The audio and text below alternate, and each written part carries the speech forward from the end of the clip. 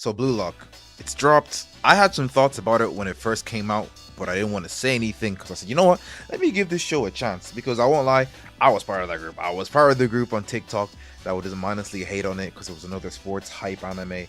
And I really just didn't think anything worthwhile would come from an anime that is just pure superpowers and it's not based in reality. And why would you end up watching this? 7 episodes are out right now. I wanted to make a video on it for a while, and I was like, okay, I've watched 7 episodes. This is a good enough time for me to actually say, you know what, let me give this a try. And when I sat down to actually write up a script, I was like, I think the main criticism of the whole anime community is that the problem with Blue Lock is that it's unrealistic. And to that, I was thinking, what the fuck is wrong with me? Okay, fair enough. It's a sports anime, okay? And it looks a bit goofier than other anime when it's not based in reality. But at the same time, it's anime.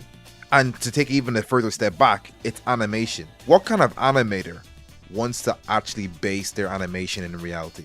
They don't want to put some visual metaphors to aid the actual visual experience of the anime that they're producing, they're animating. I don't know if you knew. Did you know Demon Slayer, all the extra power systems and whatnot, the flames, the water, the different effects they have on their swords, that's all in their head. No one can actually see that out loud. But the animators put that in for what? I guess you can say visual porn. But at the same time, it's animation. Why would you want realism with Blue Lock? So now I've caught you. You probably clicked on this video already to get angry at me in the comment section because I was going to hate on your favorite sports anime. And I do have some criticisms, don't get me wrong. But I had to really catch myself and think, wow, I actually don't want to be that nigga to hop on YouTube to complain about an anime being unrealistic, regardless of what genre it's in. It's supposed to be wacky. It's with the creative license to literally put whatever you want on a piece of paper, frame by frame, and show it to the audience. Why would you want to be realistic about it? I don't get me wrong, realistic's not a bad thing. Slam Dunk, one of my favorite manga of all time, is very realistic. There's no power systems to do with Slam Dunk in basketball, and that's a very dope story. But if somebody wants to go around and say, hey, I want to do an anime where the main character has an ability to smell a goal, which is a cool metaphor, again, not based in reality, but there's some sort of attachment to reality. Instead of saying smell a goal, you can just say he has very good spatial awareness. In basketball, you say basketball IQ. He knows not to pass to this guy because this guy can see this. But they animeify it. So instead of him just saying, yeah, I can probably tell if I pass to this guy, we're gonna end up losing the ball. Bro can predict the future, basically. I don't have a problem with that. So far, these last 7 episodes, my problems with Blue Lock has never been with the unrealistic attempt to show football in this sense. And even I kind of applaud them because the whole anime is based off a big battle royale, which you know me, or you don't know me, but I like my shonen. So I'm not mad about the battle royale thing. But I think the biggest thing is people are mad about, one, the realism to do with the actual mechanics of how to play basketball, and two, the whole ideal that they're trying to push with Blue Lock. Thinking that people are going to finish this anime thinking, yeah, being an egotist is the only way to go. If you think that, then there's a lot of things you probably looked at and said, yeah, I've seen this in anime, so this must be true. And to that, I guess, don't watch Berserk. Don't watch any kind of anime that might incite violence towards another person, because if you're dumb enough to actually take the stuff that you learn from anime and animation and take it into your real life without any sort of thought, then my friend, you are lost. You are lost, okay? I think with Blue Lock, I think people just need to switch off their brain, all right? And this is not to come after Blue Lock fans, but you have to admit, there are some goofy, wacky scenes, but that's not a bad thing because it's animation, it's anime at the end of the day. So why would I come and boot this up if it's not that? But you can't do that forever, which is why this is my proper criticism for Blue Lock right now, okay? If you're gonna have an anime that has a lot, and I mean a lot, of these crazy anime type special shots, special ability type scenes, you're gonna either have to have a very strong story or a very strong set of characters to attach that whole premise of superpowers with. I haven't really seen too many that have both, okay? It's usually superpowers, good story, superpowers, strong characters. If you do 3, then I can't lie, you're just copying One Piece. I've seen it, all right? The past 7 episodes, I've seen what they're trying to do. The flashbacks to get you to care about the characters, that these characters are going through their own internal problems, and then once they're able to face their demons, boom, superpower unlocked or superpower reignited or whatnot, because some people always had it. It's just maybe they had a little bit of doubt in themselves, which is fine. but I think it can be done a lot better. With this team, I don't know how far we're going with this team with this anime, but if this is the team that we're going to be dealing with all the way up until the end of the anime or end of this season, I think it could be done a lot better. With Chigiri this last episode, his whole thing was he was scared of not breaking his leg, or he was scared he might lose his love for football and the feeling he gets when he goes all out, and he feels like it might not be there anymore. That's why he never really went out. And I think that's a cool premise, but I think the way he did it was a little too on the nose, you know? I like the whole metaphors with him chaining him down, which again is not superpowers, it's just visual metaphors being portrayed to you. So people getting angry that they're not seeing a dead ass 90-minute game that they would see in the Premier League. I think you need to just sit down and turn off your head. Either turn off your brain or just turn off the anime and go watch something that's realistic, an actual football movie. But even then, I'll tell you that there are miracles that happen, because why else would you watch a story if it's just going to be based on how an average battle would go, an average fight would go, you know? But the characters just need more oomph. And I think people hearing me say that they're going to say, wait until this manga, they wait on this. And I'll wait. I'm going to continue watching it, don't get me wrong. But from the 7 episodes I'm watching right now, I don't necessarily care about all the team members, and even the characters that have actually been given a flashback, I don't really care about Chigiri yet. I can't even remember the rest of the names, and that's not Blue Lock's fault. I think any anime that does normal regular Japanese names is just hard for me to understand, but I don't really care about Asagi yet. So I have to admit, the reason why I'm still watching Blue Lock right now is for I just want to see how the story plays out with these whole superpowers, and him, the idea of him to be able to smell a goal as a superpower is a cool premise. So I have to see how this plays out. The people who are talking about how Blue Lock is unrealistic are probably the same kind of people who love Dragon Ball Z or One Piece, and this is and Dragon Ball Z most specifically, because that's an anime about martial arts, right?